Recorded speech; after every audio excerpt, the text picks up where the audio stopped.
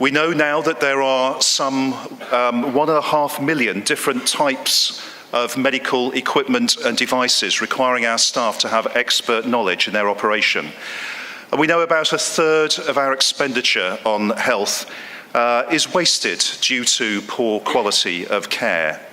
And yet, we know that some of our healthcare organisations are very different. And these are the organisations who have committed themselves to continual improvement.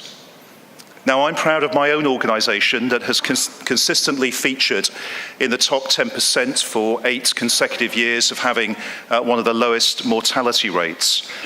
And like Apollo, this has come about because of our focus on methodology for continual quality improvement.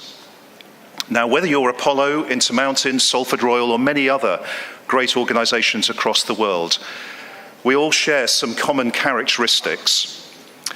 These organisations have a high ambition to provide high quality and highly reliable services.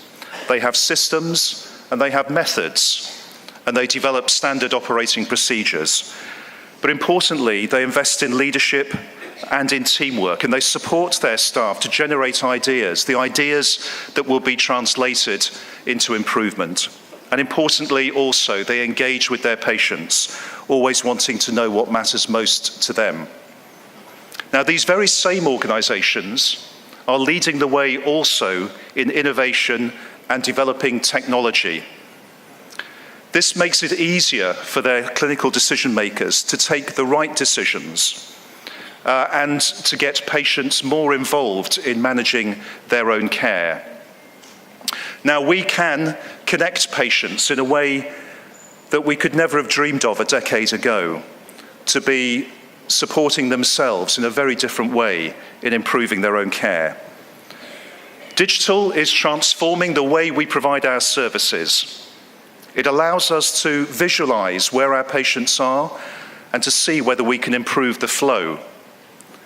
It allows us better task allocation and scheduling, and it also allows us to transfer work previously done by employed staff to patients themselves. Now, we know that the evil of high quality is waste and variation. And what we want is consistently high reliability for our patients. So digital enables our operating policies and pathways to be introduced reliably. It provides an opportunity for our clinical decision makers to be supported and guided in the decisions that they make by being prompted by recorded observations and by pathology and imaging results. And that means that we can ensure that patients get that reliable care that we so want to provide. We also want patients to contribute to their own care, provide their own reported information, and to receive feedback as to whether they are making the right choices in their lifestyle or advising them on their self-medication.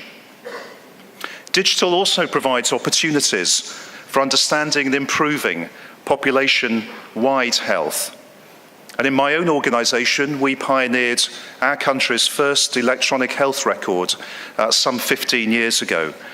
And it allows our general practitioners to look into the hospital record and our hospital staff to look into the family doctor record. And with 15 years, we've got longitudinal data which allows us to see where every patient is with an index condition in our city. So we can see that if we change the system, we know whether we are affecting an improvement in that system in the way that our population health is improving or otherwise.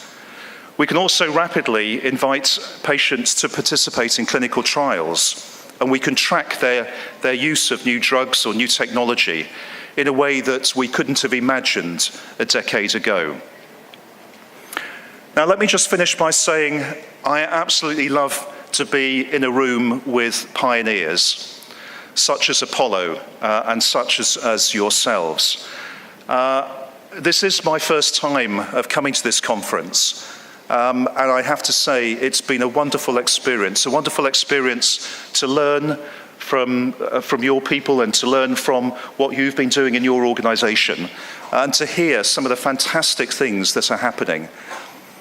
Conferences like this give us a real opportunity to share our knowledge and share our learning, an opportunity to reflect on what we do and what we can do better. But most of all, it has to be fun.